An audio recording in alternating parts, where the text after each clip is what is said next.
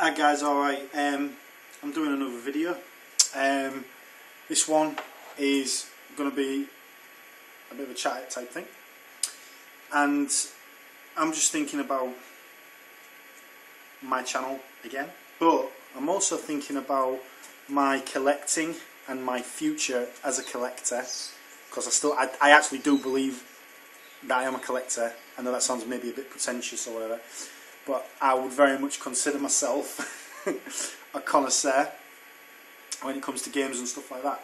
So I like to think that I've reached that next stage now. With the systems that I have, I feel that I've got a modest but relevant collection, and I would like to increase that. However, I'm very conscious of my situation at the moment. My financial situation, if I'm being honest, is shit. And although it's not completely and utterly broken, it's not fantastic at all. And from my point of view, everything I do now is basically to cover the rent and to cover bills and to cover life. So there's not a lot of freedom to get things that I want with regards to new machines, new systems, whatever. I hope that will change. I doubt it. For the foreseeable future, we're looking at least 2 to 3 months before I would be able to say sensibly that I would have enough money to even consider looking at that. So what do I do? Well, obviously the way to do it is to look at the systems that I have got and look at how I can improve those and play those. There's a lot of machines that I've got a lot of untapped potential. There are a lot of machines that I own that have tons of untapped potential, in my opinion. And I mean, going through my collection at the moment, there's still tons of games on the 3DO that I'd love to play, believe it or not. And there's a lot of games on the Xbox which have... The thing about the Xbox is that there's a lot of games that not a lot of people have fully appreciated and that I'd like to look into. And there's a lot of Sega games that I've not played yet which are on the Xbox or converted to the Xbox. So I'd like to explore that. So there's tons still that I can be doing with regards to the systems that I own. However, I am impatient. I am greedy, to be honest with you. And I would say that I would be desperate. I'm desperately looking now for some other systems. There are some systems that I know that I will never ever get. I will never ever be able to own. Unless, of course, I come into some huge amounts of money, which I won't rule out, but is unlikely. The first system is the Neo Geo AES, which I'm sure you've probably heard me bleat on about on numerous other videos, but love to own one. And Neo Geo AES would just absolutely be the cherry on the cake for me. I'd probably get a bit emotional, to be honest with you.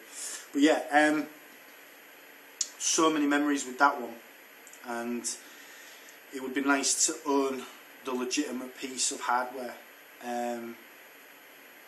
It's always something that I've dreamed of since I was a boy, so to own that would really be a bit life-altering. With regards to just stuff, if you like, it would be nice to own a CDI for no other reason but I saw one and I went, ooh, nice, some time ago. It would be spectacularly awesome to get one of those also. Not as nostalgic, in my opinion, as the Neo Geo. However, to own one would be interesting because, strange as this may seem, I have a lot of games for the CDI which I'd like to play. Not least of which, Burn Cycle and The Seventh Guest. This is going to sound absolutely ridiculous, but hear me out. The Seventh Guest on the PC, to me, is a bit of a cop-out. What I mean by that is, not that the game's bad, because in fairness, the game was designed for PC and then converted to the CDI, if I remember right. What I mean by that is that PC games are pretty much, they reached a plateau in the sort of mid-90s, where it was pretty much the de facto standard to put a game on the PC. You would always get even at a bog standard level, a game on a PC. It got to a point where Sega were releasing games from the Saturn library onto the PC. That's how straightforward it was to get games on the PC. So for me to own PC games from, like, say 95 to like 2000 it's neither here nor there for me. It's easy to do. So to be able to play Seventh Guest on a PC, to me, is a cop-out. It would be nice to play the game on another platform. There was rumour that it was going to go on the SNES CD-ROM, but obviously that doesn't exist. So it would be so to own it on the CDI is what, yeah, that would be what I'm after. And I own it. I think I've got it somewhere, if I remember rightly. I've got it somewhere. I'm going to dig it out. I might do a video about... I might do a kind of Cash in the Attic loft type video type thing, even though I don't have a loft. I've got a lot of crap, and you would be shocked and bewildered by the amount of stuff that I've got. And it would be nice to maybe just show that, maybe in a quick 10-minute video, or maybe even a 20-minute video, or even in an extended video where I just go through things, and then I can be as shocked as you guys when I find it. Something to consider. I feel now that the only sensible thing to do is, rather than pine over what I can't have, is to embrace and play and enjoy what I do have. And I feel that that's important. There's a lot of things that I haven't covered on videos yet, which I'd like to. And if anyone's seen sort of like I would say my last 5 to 6 videos, maybe 7 videos, you'll know that I went through a bit of a phase of, shall we say, not as enthusiastic as I normally am about things. I was talking very briefly in comments with Dave Webster about where I am at the moment, and I only did it very briefly. I didn't really go into a lot of detail for obvious reasons, really, because it's, well, I don't know. Is it interesting? Is it boring? Who knows? There are some things which I think are obvious, and I don't think to comment on them would make much difference, or it wouldn't have any kind of impact, positive impact anyway. And there are some things that I feel that I should say, just if not for your viewing pleasure, for my own personal reasons. But I don't know.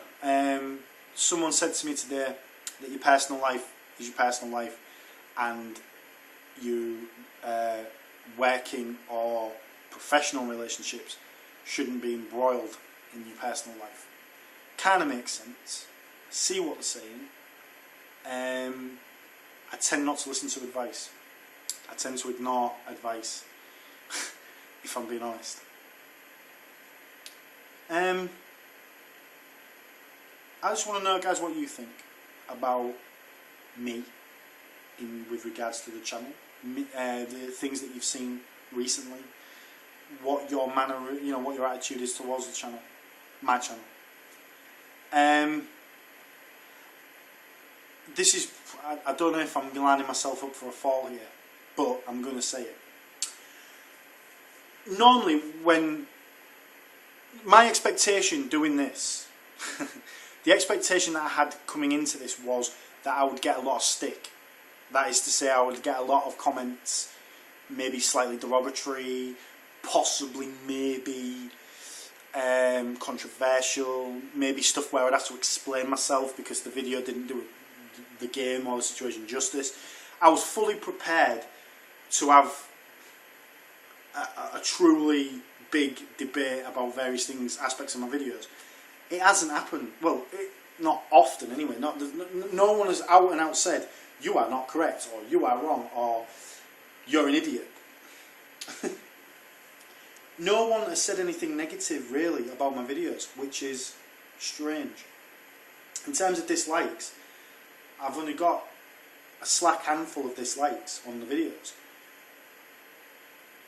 Not that I want to doubt my viewers, but that's confusing to me, because I don't think I'm all that. But I don't know, is that derogatory to me? I don't know. what I'm trying to say is, it seems to me that people like what I'm doing. And that's, for me, in life generally, it's difficult for me to accept complimentary behaviour and compliments towards myself. Normally, although people aren't necessarily derogatory to me, they're very meh, average, meh sort of thing to me. No one ever says, you are exceptional. You know, like, you are an exceptional person. You are very good. You know, it's all, yeah, that's good. You know, all very average and stuff. My life typically would be described as average in a lot of ways, in a lot of senses. So, to be in a position where I'm getting liked, in terms of thumbs up on videos, in terms of comments, people discussing my videos to some level, is bewildering to me. And what I'm really looking for, I suppose, I don't know, maybe I'm asking for something that I shouldn't be asking for, but I'm just curious to know why. I'm just like, doing YouTube at the moment has given me so much more confidence, and it's given me so much more, and I shouldn't really question it. I should embrace it, but my tiny mind can't comprehend this kind of level of, yeah. But all I'll say to you guys is from the comments that you've given me, and the things that we've discussed, and the things that I've said, and all the rest of it, I really want to just say thank you, and I really want to say, well, you know, I want to continue getting better. Part of my road to betterness, in inverted commas, is financial. I want to get some bits and pieces to really expand what I do on YouTube. I would like to be a bit more creative, in the sense that I'd like to have a bit of a better identity. A lot of people that are in my heroes list have a very, very, very definitive image. Even people that don't necessarily tie themselves down to an image have something that uniquely identifies them. And it goes back to something that I said on other videos about unique identity and about who you are and what you stand for with regards to the community. There's a guy called Jason Moore who I occasionally bang on about on videos, and his show is More Games J, or Bloody More J. In fact, he's changed that now. It's Mr. More Entertainment, I think. But he is unbelievable in a lot of ways. He's an amazing content creator. The thing about him that surprises me is he's really worked out who he is in terms of on YouTube and in terms of where he's going and the direction that he's taking. I'm very much directionless. I'm very much going with the flow, wherever the tide may take me, kind of thing. He has very much got an identity. And the thing is that he's a very creative person. You can tell that by the videos, his editing. Pretty much everything that he's done is flavoured with his image. He's very much at the forefront, and that is reflecting in his subscribers and what he does. And I admire him a lot for his creativity. In terms of his videos and content, I mean, if he was hypercritical, you would say, oh, well, you know, give me a bit more information. The thing is, though, it's not really about that. See, I find myself watching some of his videos more than once. I find myself looking at a video again because A, it's unique, B, it can be hilariously funny, C, it's got an image and identity which is really snappy and to the point. And he's captured everything. It's almost as if he's asked the question and got the answer and then just literally gone word for word with the answer. His image and his entire sort of ethos is fantastic. And I really look forward to his videos. And if he is watching, thanks a lot, mate. Really appreciate it. I look at your videos not just for the fun factor and not just because they're hilarious and all the rest of it. I look at your videos because you really are, you know what I mean, you've got a lot of creativity. you've got a lot of things on your channel. Like, one of your videos has a lot of images, and a lot of the direction of it is so interesting to me. I would love you to do a video, if possible, because I don't know if it would break away from your image, but I'd love it if Mr. Moore, Jason Moore, you was to do maybe a video about how you do what you do. Because what you do is, if the world was a different place, you'd have 4 times as many subscribers as you do. You deserve it, purely on your creativity alone. So, much respect. I just also wanted to say thanks and admiration to Dave Webster again. You're probably getting sick of this, mate, but yeah. The thing is he's really sort of welcomed me onto his channel, and he's really sort of given me a lot of food for thought, a lot of inspirational talk and things like that. And occasionally he sends me a message or two, you know, little PM or whatever, and I have to say, mate, I really appreciate it. And what I'm hoping to do is, you know, I've been discussing with him about his he's got a core graphics, and I'm really looking forward to seeing him do something with that. So I'm gonna maybe, hopefully, if it all works out for, you know, hopefully get that moving forward, shall we say. But I just wanted to say, mate, I hope that things are working out for you generally. I hope life and everything else is treating you well. And I just wanted to say that I can see why you've got the subscribers that you've got, and just looking at your videos and stuff like that. Well, I'm going to be honest with you. I'm going to be really brutal. To be honest, I'm going to be really hardcore here. And I'm sorry if it sounds a bit offensive, but I'm going to be truthful. The thing about your channel is, Dave, is that you have got something. Well, this is not meant to be an insult, but like, for me, we're kind of similar in certain ways in terms of what we produce in content-wise. The thing is, though, is that you've really nailed who you are on YouTube, and the thing is, you're a really genuine bloke and things like that, and that is why you deserve to be higher up the listing, so to speak, you know, in terms of subs and all the rest of it. From my point of view, I am who I am, and who I am is a bit crazy and all the rest of it. So I'm never going to be able to be like that. Maybe, I don't know. Maybe in the future. Maybe when I'm in my 50s or something. When I've settled down and I've got, you know, taken stock or whatever. Thing is though, mate, you've really nailed everything in terms of what you're doing with the channel and things like that. And I really admire your videos for that. And the difference between me and you is pretty big because of that. So I used to selfishly use the comparison. Well, Dave's got this much, why have I only got this much? In a stupid, pathetic, selfish thing. But the reason that I did that is because, sort of comparatively, we're similar. I think the next stage for me would be to get some kind of an intro going. And I'm toying with it, but the problem with me is that the intros that I have in my mind are usually they're either very, very, very cheesy, or they're kind of hopelessly. It's kind of hopeless. It's kind of like a guy stood up holding a placard kind of thing, you know, like a little ball. That kind of an intro. I would like to do something pretty cool with my channel that gives me a bit more identity and a bit more of an image. And that's why I'm sort of discussing what I'm doing at the moment. So there you go. Alright guys, I'm coming to the end of what I was thinking about, but what I wanted to say is really thank you to the subscribers that have jumped on. The subscribers haven't gone up like massively. I've had 1 or 2 here and there, you know, and I really appreciate it. It means a lot to me. The milestone of 100 is very much in the back of my mind.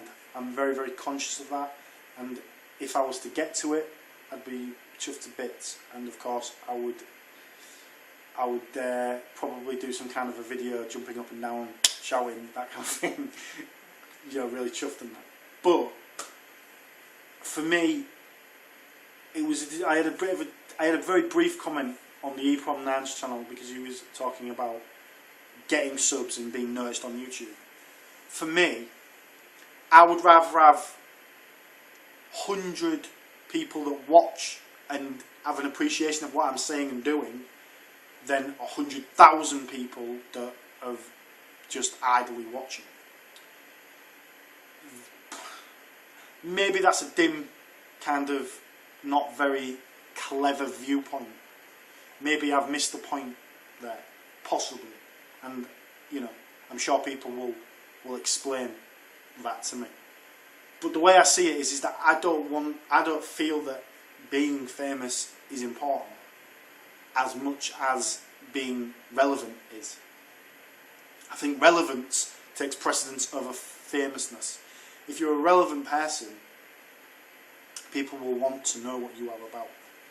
If you're famous, you could be famous for the wrong reasons. And that's, you know, nowadays maybe that's a misguided view. However, if you've watched Geordie Shore or Towie or any of these other stupid shows, I think you'll connect with what I'm trying to say. But anyway, I digress.